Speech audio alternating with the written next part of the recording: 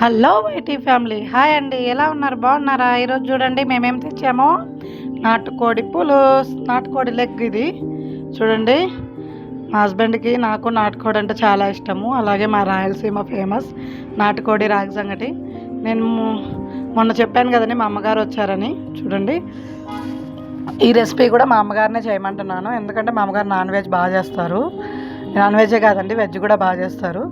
చూడండి, దాంట్లో ఇంగ్రీడియంట్స్ కావాల్సినంత కారం కావాల్సినంత వేసుకోండి. కోకోనట్, ధనియాలు, చెక్క, లవంగాలు, సాల్ట్ తగినంత, చికెన్ మసాలా, పసుపు, అల్లం పేస్ట్. ఇవి వచ్చి పోపులోకండి, మనం తాలింపులోకి వేసుకుంటాం కదా అట్లా. ఆనియన్, టమాటా, మిర్చి, ఫైనల్గా కొత్తిమీర. చూడండి, ఇప్పుడు మనము ధనియాలు, చెక్క, లవంగాలు బాగా ఫ్రై చేసుకుందాము. ఇలా చికెన్ బాగా వాష్ చేసి పెట్టుకోవాలి పక్కన.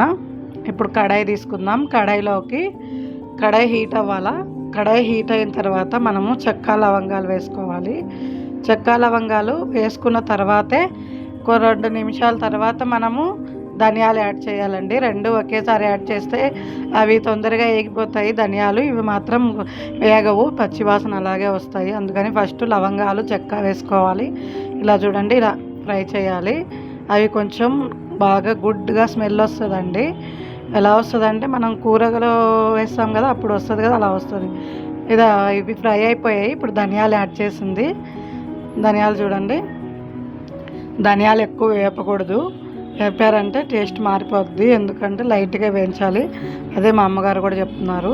మళ్ళీ టేస్ట్ మారిందంటే మీరు నన్ను అడగద్దు అని అడుగని చెప్తుంది. ఇలా గోల్డెన్ బ్రౌన్ కలర్లో వచ్చి కొంచెం ధనియాలు వేగిన స్మెల్ వచ్చిన తర్వాత ఆఫ్ చేసుకోవాలి. చూడండి, ఇలా ఫ్రై చేసుకున్నామంటే మాడకుండా బాగా వస్తుంది. ఇలా వేసుకోవాలి మిక్సీ జార్లోకి. కొంచెం చల్లారిన తర్వాత వేసుకొని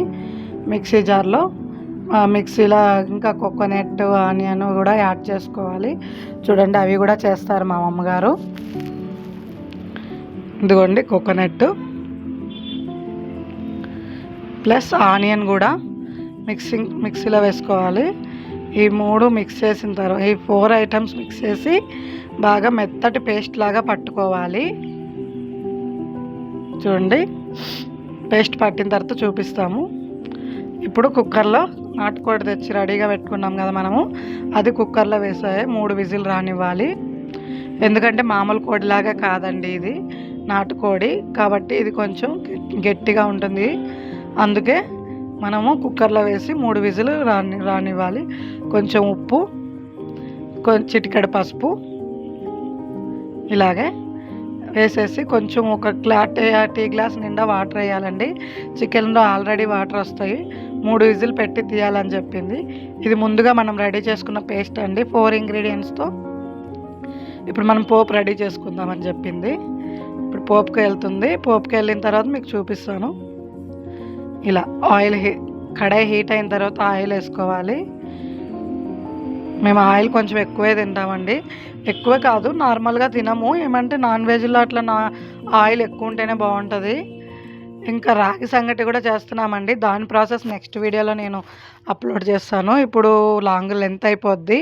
మీరు మాత్రం దయచేసి స్కిప్ చేయకుండా చూడండి, వీడియో బాగుంటుంది. స్కిప్ చేశారంటే మీకు ప్రాసెస్ కన్ఫ్యూజ్ అయిపోతారు. చూడండి, ఇప్పుడు ఆయిల్ హీట్ అయింది. మిర్చి, ఆనియన్ 2 వేసేసింది. ఇవి కూడా గోల్డెన్ బ్రౌన్ కలర్లో రావాలి. గోల్డెన్ బ్రౌన్ కలర్లో వచ్చాయంటే వేగాయని అర్థము. ఆనియన్ పచ్చిగా ఉన్నప్పుడు మనం టమాటా వేస్తే టేస్ట్ డిఫరెంట్గా ఉంటుంది. అదే ఆవిడ కూడా చెప్తున్నారు. ఇలా చూడండి, ఇట్లా ఆల్రెడీ అయిపోయాయండి. గోల్డెన్ బ్రౌన్ కలర్ వచ్చేసాయి. ఇప్పుడు మనం టమాటా వేసుకుందాము. టమాటాలు ఎక్కువ వద్దని చెప్తున్నాను నేను, ఎందుకంటే టమాటాలు ఎక్కువ ఉంటే మనకి స్వీట్నెస్ వస్తుంది. ఈ నాన్ వెజ్ అనేది స్వీట్నెస్ ఉంటే బాగుండదు. చూడండి, ఇలా టమాటాలు వేగిపోయాయి. ఇప్పుడు పసుపు, తగినంత ఉప్పు,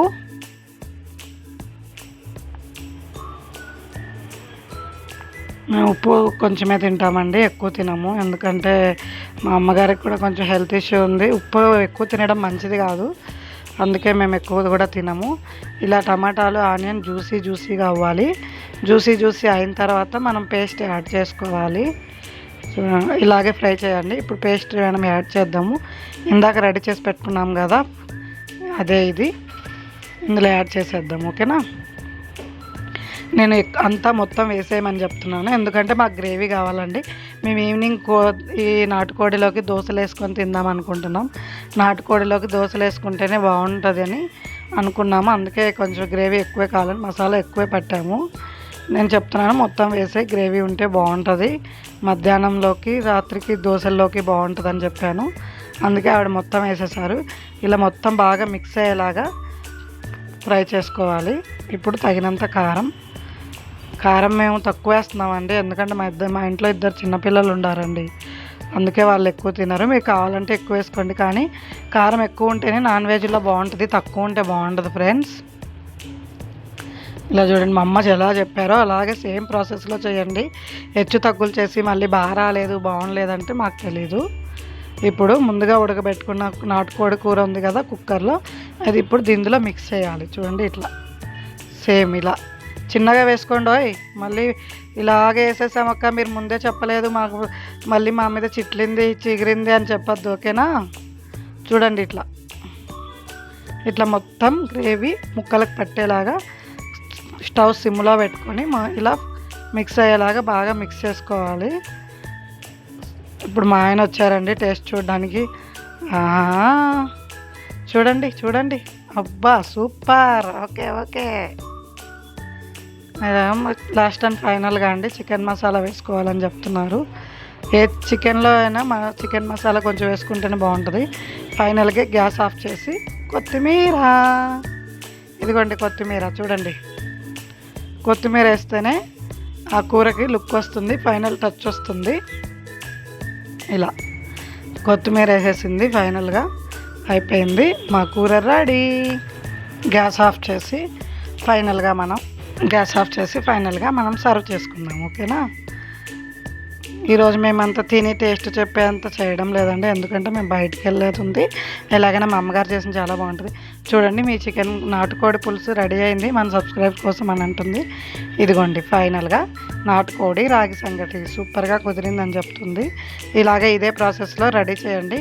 మీ ఇంట్లో కూడా ఇలా అయితే బాగుంటుంది, బాగా టేస్ట్గా వస్తుంది. ఓకేనండి, బాయ్. సబ్స్క్రైబ్ చేసుకోండి, బాయ్. లైక్ చేయండి.